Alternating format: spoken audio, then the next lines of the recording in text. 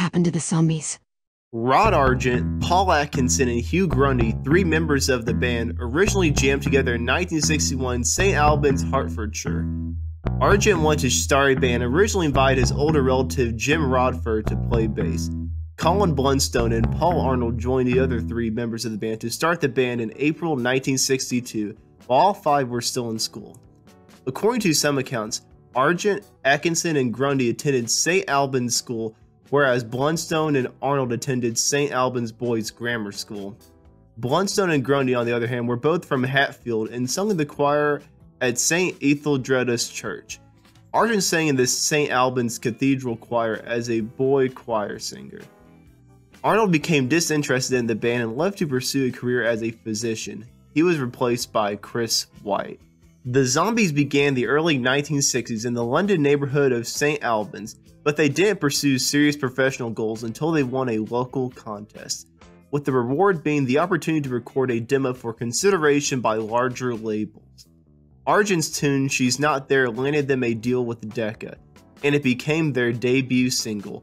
With a fantastic minor melody and the organ, harmonies, and aggressive, even neurotic voices that would characterize most of their work, it was a very confident and unique first-time attempt. It succeeded well enough in the UK, reaching the top 20, but it fared much better in the US, where it reached number 2. In fact, the Zombies would have far more success on the sea than they would have on their land during their lifetime.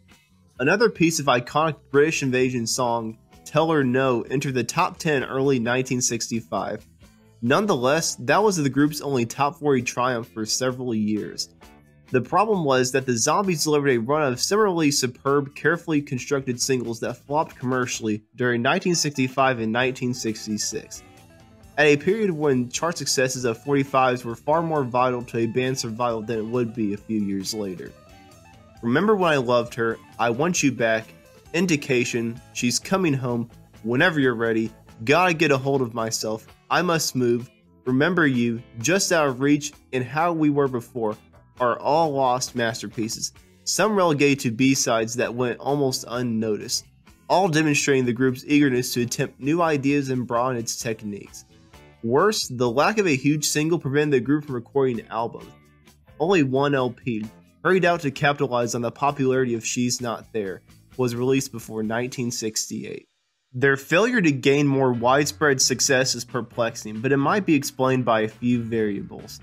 While undoubtedly pop, their creative songs and arrangements were in some ways too daring for radio. "Indication," for example, ends with a long swirl of bitter organ solos and wordless, windblown vocals. "Remember When I Loved Her," despite its beautiful melody, has downbeat lyrics that are almost morbid, and "I Want You Back Again" is arranged like a jazz waltz, with the kinds of abrupt stops, tempo shifts, and lengthy minor organ solos found in many of their tunes. The Zombies were also stuck with a rather square image, maybe unfairly. Much was made of their formidable academic record, and they most emphatically did not connect themselves with the R&B-based school of British bands, choosing more nuanced and tuneful territory. By 1967, the group had not had a success in a long time and decided it was time to call it quits. Their Decca contract expired early in the year, and the Zombies signed with CBS for one more record, knowing it would be their last. A tight budget prohibited the employment of many session musicians, which benefited the Zombies, since they were among the first to use the then-novel mellotron to simulate strings and horns. Odyssey and Oracle was their first full-length platter that was unified. The first album was largely pasted together from singles and covers. A near masterpiece of pop and psychedelia, it demonstrated the trio attained new levels of competence in composition and performance, eventually venturing beyond simply love themes into more variety of lyrical ground.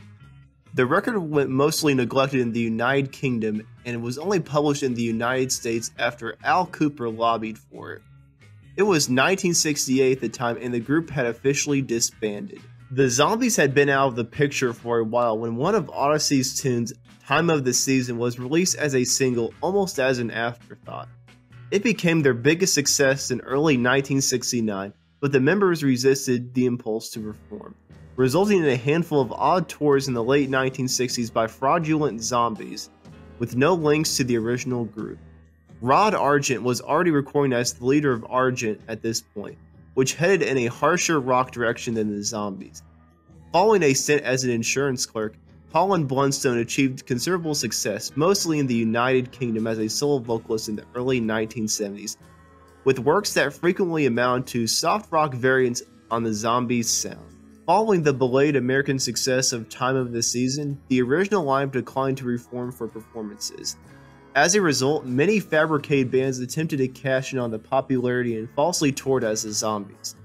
Two false zombie lineups were touring concurrently in 1969, one from Texas and the other from Michigan, in a plan arranged by Delta, an organization that generated phony touring versions of the Animals and the Archies.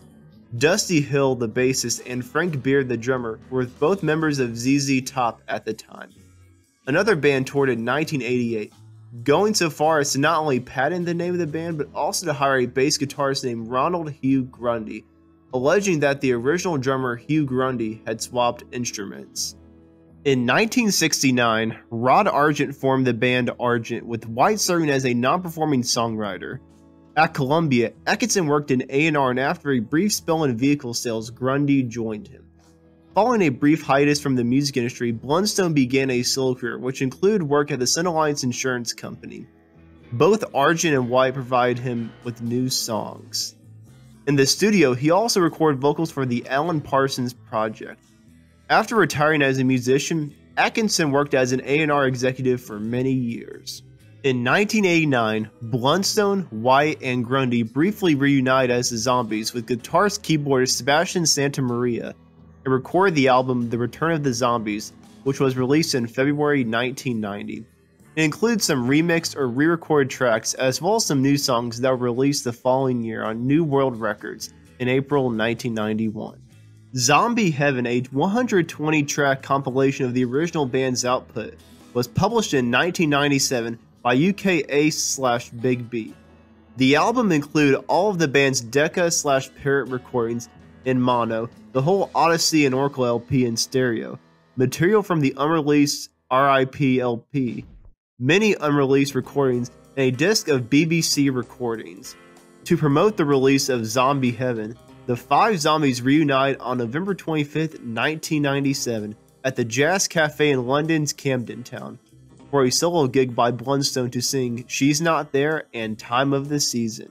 It wasn't until late 1999 that Blunstone and Argent collaborated again. While performing at a charity performance for jazz musician John Dankworth, Argent spotted Blunstone in the audience and called him on stage for an impromptu reunion. This pleasant experience paved the way for future collaborations. Echoes of the Zombies' innovations can be heard in The Doors, The Byrds, The Left Bank, The Kinks, and many others, far more significant than their economic success would suggest.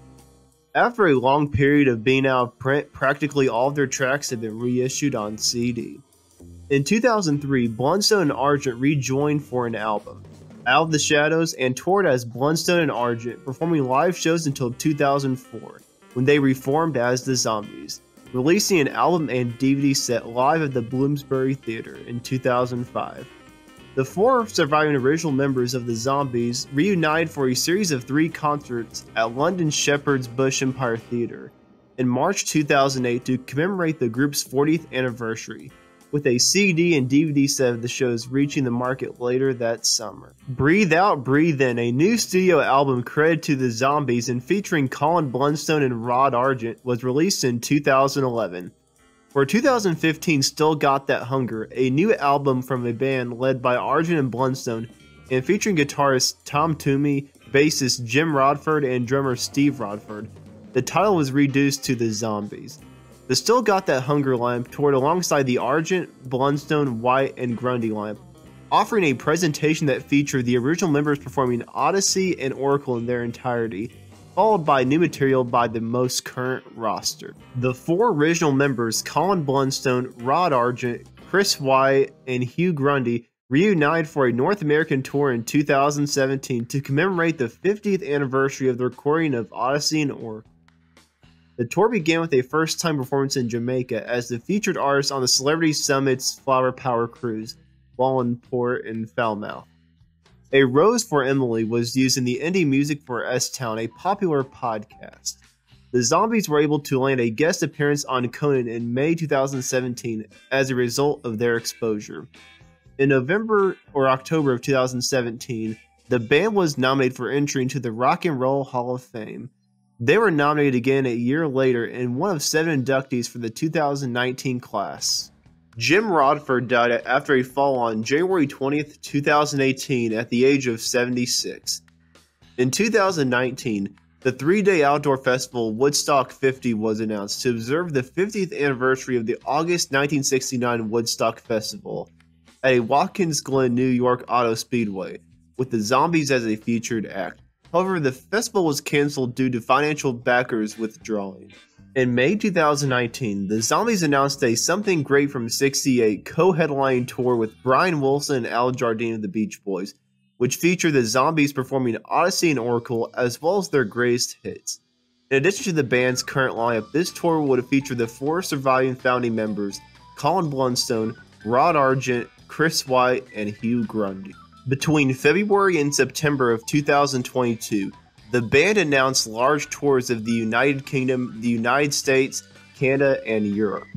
However, in January 2022, it was announced that the tour will be postponed until 2023 in the United Kingdom. And that's what happened to the Zombies. Thank you for watching, like and subscribe if you haven't already, and if you want to continue to support this channel, you can go on my Patreon account. There should be a link on screen right now. And if you are curious to some of the Zombie songs and you want to see my favorite Zombie songs, it's on screen as well. There's a playlist on screen. It'll take you through a trip on memory lane, and hey, you may even discover a song you forgot about or you never heard in your life. Thanks for watching, and I'll see you in the next video.